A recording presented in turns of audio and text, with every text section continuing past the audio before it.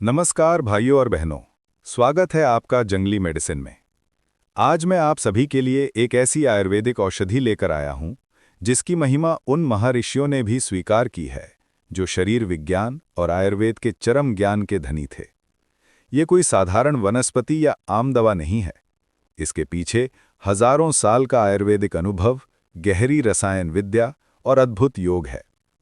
कहते हैं कि अगर किसी व्यक्ति के शरीर में वात अपना तांडव शुरू कर दे, जोड़ जकड़ जाएं, मांसपेशियां दुखने लगें, नसों में जलन होने लगे, थकान पीछा न छोड़े, तो ये औषधि वो शक्ति है जो अंदर जाकर शरीर को पूरी तरह वापस संतुलन में ला सकती है। आयुर्वेद कहता है कि शरीर को स्वस्थ रखने के लिए सबसे महत्वपूर्ण चीज है अग्नि संतुलित रहना, वात नियंत्रित रहना और शरीर में जमा हुआ आम न होना। जब अग्नि मंद पड़ने लगती है, आहार पचता नहीं, शरीर में चिपचिपाहट, सुस्ती और भारीपन बढ़ने लगता है, तभी ये विषालक पदार्थ जोड़ों में जाकर जम जाता है और वहीं से शुरू होता है दर्द। यानी शरीर की ज्यादातर बीमारियों में दोषों का असंतुलन ही असली जड़ है। ये दवा शरीर के इन्हीं दोषों को बेहद गहराई से संतुलित करती है। महायोगराज गुग्गुलू। ये गुग्गुलू परिवार की सबसे शक्तिशाली औषधियों में से एक है। वैद्य इसके गुणों के कारण इसे वात रोगों का महाराजा कहते हैं। इसकी संरचना इतनी अद्भुत है कि इसे केवल गुग्गुलू का मिश्रण कहना गलत होगा। ये वास्तव में एक पूरा योग है, 28 से 30 द्रव्यों का दिव्य समन्वय। अब थोड़ा इसके आयुर्वेदिक स्वरूप की बात करते हैं। महायोगराज गुग्गुलू कड़वा, तीखा, हल्का और सूखा है। इसका वीर्य उष्ण है, यानी शरीर में जमी चीजों को पिघलाता है और गति देता है। विपाक कटु है, पाचन के बाद भी ये अग्नि को जीवंत बनाए रखता है। इसका मुख्य प्रभाव वात और कफ को संतुलित करने पर होता है। जो रोग वर्षों से शरीर में जमे हों, अस्थि समस्या, स्नायु रोग, जोड़ों की अकड़न, इन सब पर इसका असर बहुत तेज होता है। अब आते हैं इसके औषधीय गुणों पर। सबसे पहला और बड़ा लाभ, जोड़ों का दर्द। गठिया हो, वात रोग हो, घुटनों की जकड़न हो, साइटिका हो, पीठ का पकड़ा हुआ दर्द हो, महायोगराज गुग्गुलू नसों और जोड़ों में जाकर उस जमे हुए कफ को पिघलाता है, वात को शांत करता है और स्नेह को पुनः स्थापित करता है। बहुत वर्षों से जिन लोगों को सुबह उठते ही अकड़न हो जाती है, पैर भारी हो जाते हैं, हाथों में झंझनाहट होती है, यह औषधि उनके लिए वरदान है। दूसरी बात, इसमें आम नाशक गुण है। जब भोजन नहीं पचता तो शरीर में जो विषाक्त पदार्थ बनते हैं वही बाद में हर तरह के दर्द की वजह बनते हैं।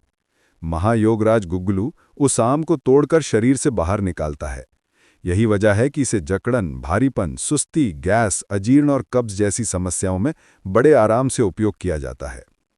तीसरा, ये मांसपेशियों को मजबूत करता है।